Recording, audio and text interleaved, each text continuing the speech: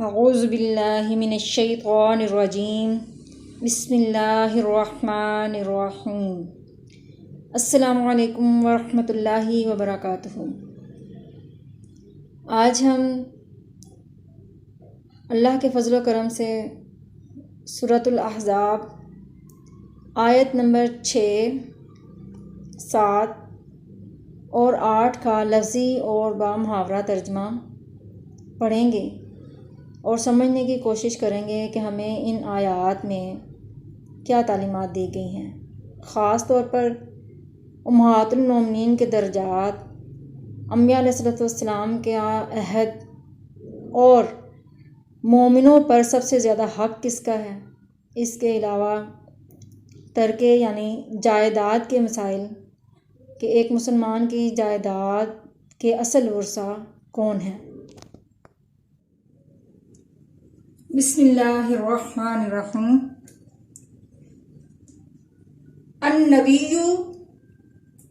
نبی صلی اللہ علیہ وآلہ وسلم اولا زیادہ حق رکھتے ہیں بالمؤمنین مومنوں پر، من سے انفسہم ان کی جانوں سے، وازواجہ اور اس کی بیویاں یعنی نبی اکرم صلی اللہ علیہ وسلم کی بیویاں، اور ازواج زوج کی جمع ہے ہو ان کی، امہات مائیں ہیں، ہم ان کی یعنی مومنوں کی۔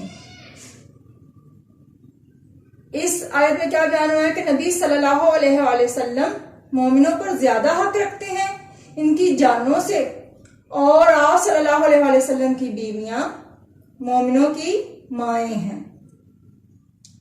اور اول الارحام نسبی رشتہ دار، بعضهم ان کے بعض، اولا زیادہ حق رکھتے ہیں، ببعض ان کے بعض پر، فی میں کتاب اللہ کی کتاب میں یعنی اللہ کی کتاب کی روح سے یعنی قرآن پاک کی روح سے، من سے مؤمنین مومنوں سے یعنی دیگر مومنوں سے زیادہ، اور مہاجرین مہاجروں سے، دوسرے مومنوں اور مہاجروں سے زیادہ حق رکھتے ہیں رشتہ دار آپس میں ایک دوسرے کے ترکے کے، یہاں پر مراد ہے ایک دوسرے کے ترکے کے، اللہ سوائے ان یہ کہ تفعلوا تم کرنا چاہو، الا طرف، اولیائی ولی کی جمع ہے کا مطلب ہے دوست، اپنے دوستوں سے، کم اپنے، معروفاً بھلائی یا احسان، یعنی سوائے اس کے کہ تم اپنے دوستوں کے ساتھ بھلائی یا احسان کرنا چاہو، یعنی اگر احسان کے طور پر یا بھلائی کے طور پر انسان اپنے ترکے میں سے کچھ اپنے دوستوں کو دینا چاہے تو اس کے لیے بھی حکم یہ ہے کہ وہ ایک 3/3 میں سے ایک جو ہے حصہ وہ اس میں سے وصیت کر سکتا ہے۔ کانا ہے ذالکا یہ، فی الکتابی کتاب میں یعنی قرآن پاک میں، مستورن لکھا ہوا،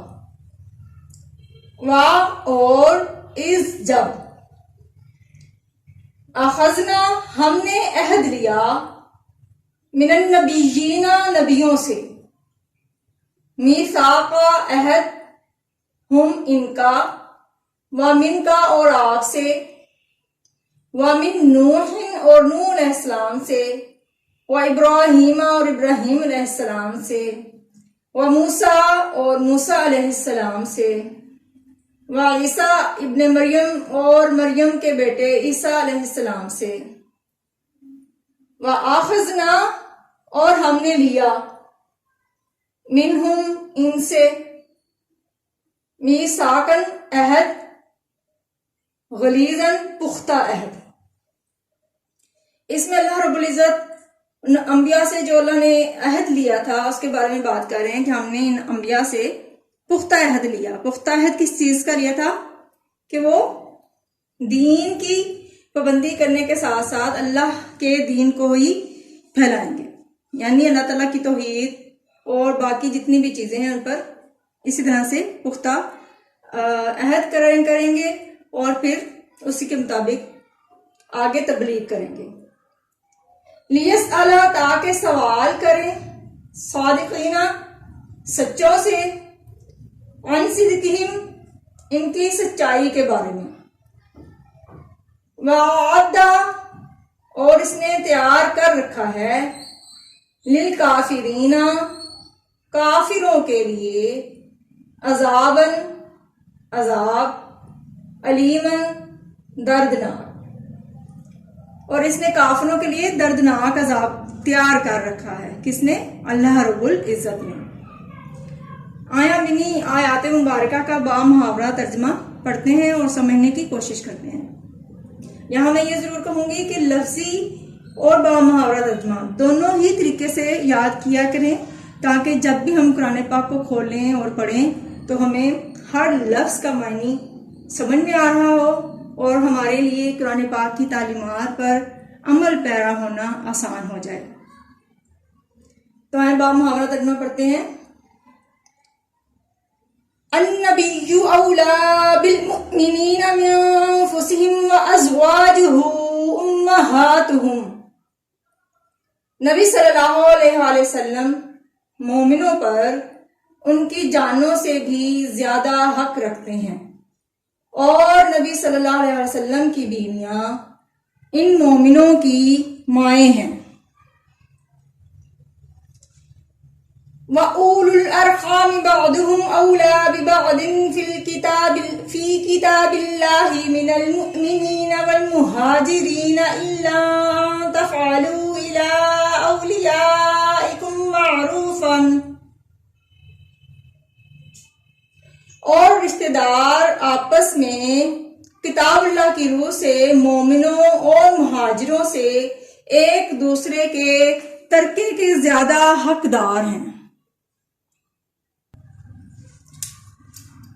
مگر یہ کہ تم اپنے دوستوں سے احسان کرنا چاہو تو اور بات ہے.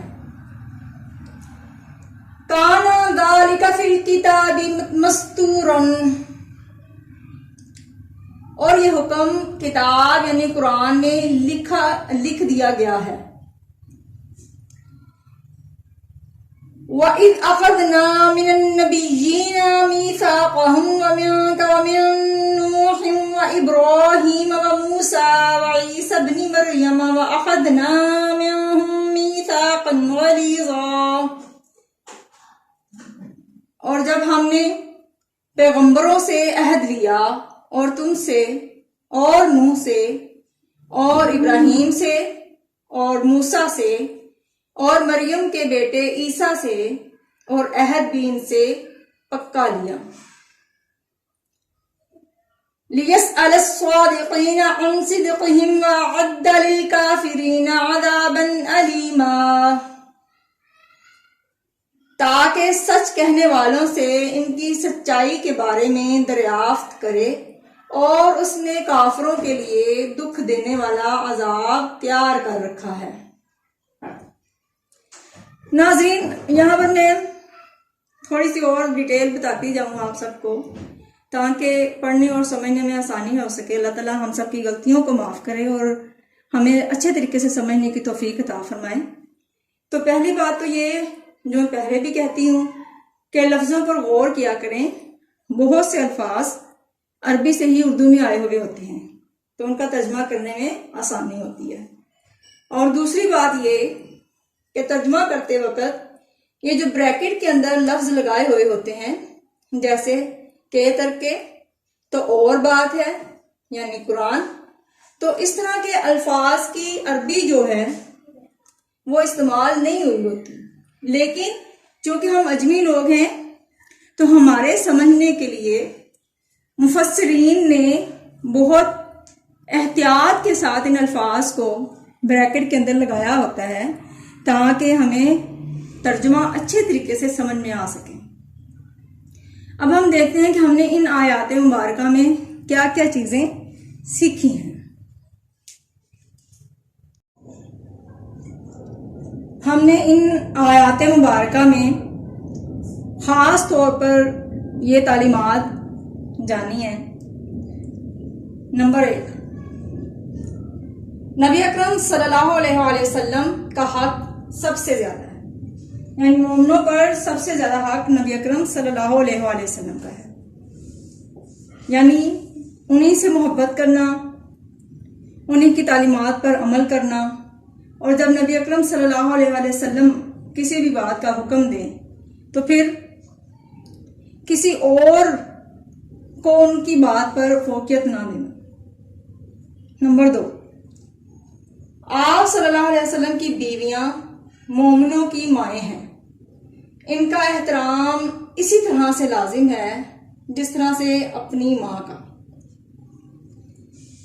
تو یہاں پر میں یہ ضرور گزارش کروں گی کہ خدا را نبی اکرم صلی اللہ علیہ وسلم کی ازواج مطہرات یعنی امہات المومنین میں سے کسی کے بارے میں بھی ہلکی سی گستاخی بھی کرنے سے گریز کریں اور اپنی آخرت کو خراب نہ کریں۔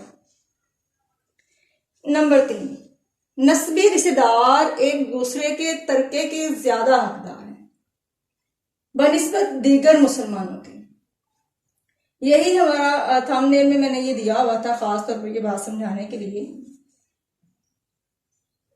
وصیت جو ہے وہ صرف 1/3 جائیداد پر کی جا سکتی ہے، باقی شریعت کے مطابق ورثہ میں تقسیم ہوگی۔ اللہ تعالیٰ نے انبیاء علیہ السلام سے اطاعت گزاری کا پختہ عہد لیا تھا، اور ہم نے سیکھا کہ اللہ نے کافروں کے لیے درد دینے والا عذاب تیار کر رکھا ہے۔ تو ہمیں بھی ہر طرح کے کفر سے بچنے کی بھرپور کوشش کرنی چاہیے، نبی اکرم صلی اللہ علیہ وسلم سے محبت اور عقیدت ہر چیز سے اور ہر محبت سے زیادہ کریں۔ اللہ رب العزت ہمیں قرآن پاک کو سمجھنے اور قرآن پاک کی تعلیمات پر عمل پیرا ہونے کی توفیق عطا فرمائے، آمین ثم آمین، اور ہم سب کے لیے دنیا اور آخرت میں آسانیاں پیدا فرمائے اور ہماری غلطیوں سے درگزر فرمائے، آمین۔ وما علینا الا البلاغ المبین۔